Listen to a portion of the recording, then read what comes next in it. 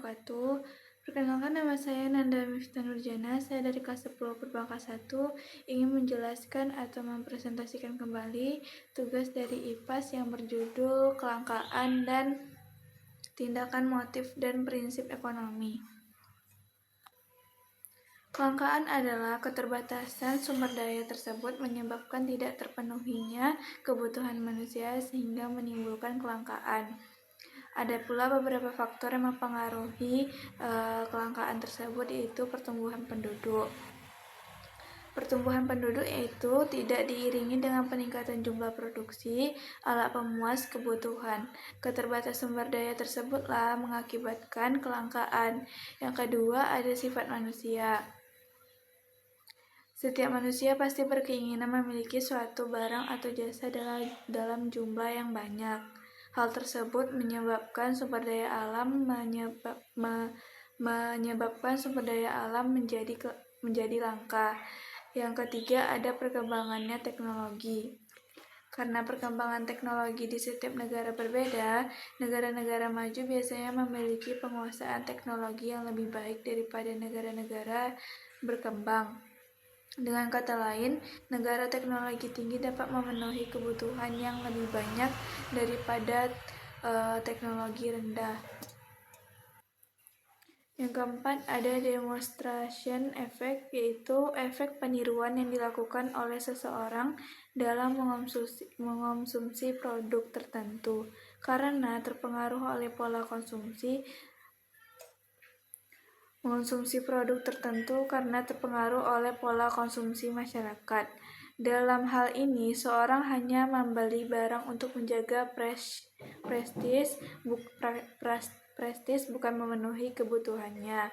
Yang kelima, ada kerusakan sumber daya alam akibat ulah manusia. Contohnya, tindakan manusia yang dapat merusak sumber daya alam seperti mencemarkan lingkungan. Kerusakan tersebut dapat menyebabkan kelangkaan, seperti menebang pohon di hutan dengan sembarangan. Yang keenam, ada keterbatasan kemampuan manusia dalam mengolah sumber daya ekonomi. Kualitas pendidikan akan berbanding lurus dengan kemajuan ekonomi dan industri. Oleh karena itu, negara-negara dengan kualitas pendidikan rendah memiliki kemampuan produksi yang rendah pula. Untuk mengatasi masalah kelangkaan alat pemuas kebutuhan, ada beberapa cara yang dilakukan, yaitu efisien dalam menggunakan sumber daya, menggunakan teknologi untuk proses produksi, menjaga kelestarian sumber daya. Yang masuk ke materi yang berikutnya, tindakan, motif, dan prinsip ekonomi. Yang pertama, ada tindakan ekonomi. Tindakan ekonomi tersebut bermaksud seperti apa barang yang harus diproduksi. Berkaitan dengan konsep mengenai barang yang akan diproduksi harus dipertimbangkan secara detail. Terus, bagaimana memproduksi barang tersebut? Untuk siapa barang itu diproduksi? Ada pula contoh tindakan ekonomi seperti Ibu Tika ingin membeli kompor gas untuk mendapatkan kompor gas dengan harga murah dan berkualitas baik.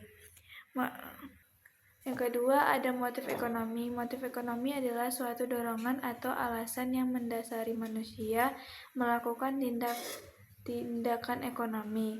Contohnya, motif seorang produsen melakukan kegiatan produksi untuk memperoleh keuntungan sebesar-besarnya.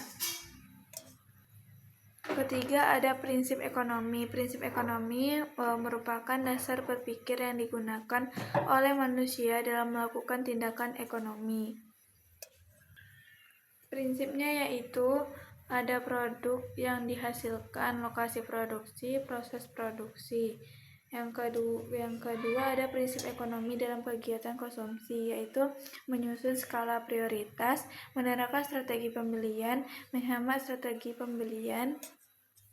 Dan terakhir, ada pula prinsip ekonomi dalam kegiatan distribusi, bertugas menyampaikan barang dan jasa dari produsen ke konsumen. Dengan demikian, prinsip ekonomi dalam kegiatan distribusi menyampaikan barang menyampaikan barang dan jasa pada konsumen, dan mengetahui cara terbaik. Contohnya, produsen ikan berada di daerah pesisir sedangkan konsumennya tersebut ke daerah pegunungan. Oleh karena itu, distributor harus mengetahui sarana transportasi yang tepat digunakan agar ikan dapat sampai ke tangan konsumen dalam kondisi baik.